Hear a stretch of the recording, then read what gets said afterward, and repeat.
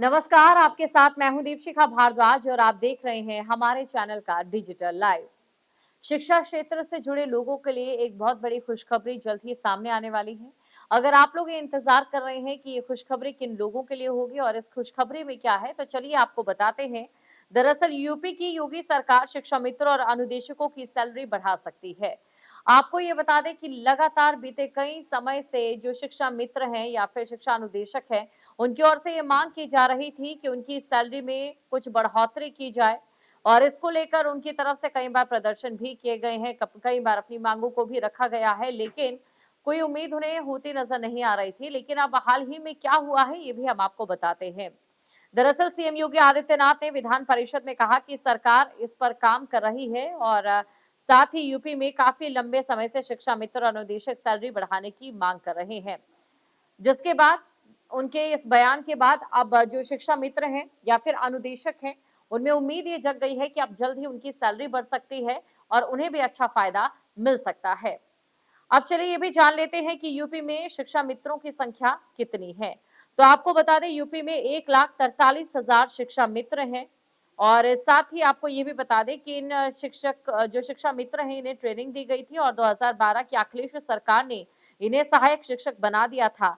लेकिन अखिलेश सरकार का ये जो आदेश है, इसे हाई कोर्ट में चुनौती दी गई क्योंकि आरटी एक्ट के तहत सहायक शिक्षक को टेट पास करना जरूरी था।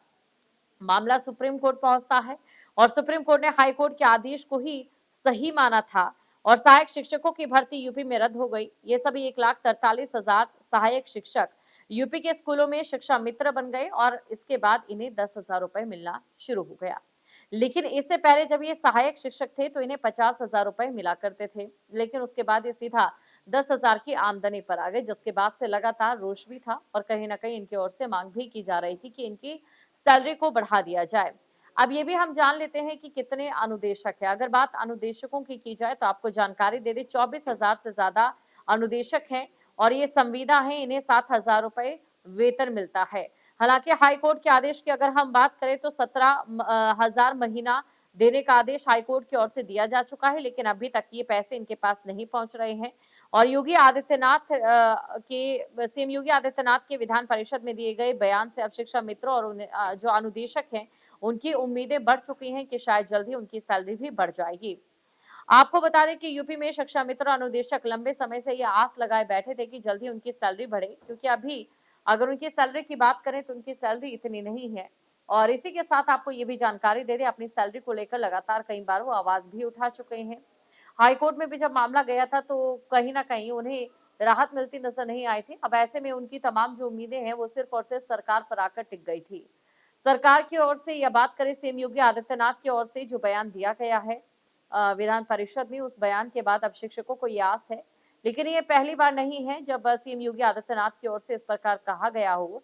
इससे पहले 5 सितंबर जब हम शिक्षक दिवस मनाते हैं तब भी सीएम योगी आदित्यनाथ की ओर से इसी प्रकार का बयान दिया गया था और उन्होंने चिंता भी जताई थी जो शिक्षा मित्र हैं या अनुदेशक है उनकी कम सैलरी को लेकर और साथ ही उनकी सैलरी बढ़ाने को लेकर भी। अब क्योंकि विधान परिषद में जब उनकी ओर से सैलरी बढ़ाने को लेकर साफ कहा जाता है तो जाहिर तौर पर ये पूरी तरह से साफ होता नजर आ रहा है कि आने वाले समय में शिक्षकों को जो जो शिक्षा मित्र है, माफ कीजिएगा, या अनुदेशक है, उन्हें एक बहुत बड़ी राहत मिल सकती है। लेकिन अभी भी जो शिक्षा मित्र हैं या अनुदेशक हैं, उन्हें ये इंतजार है कि ये राहत उन्हें कब तक मिलेगी।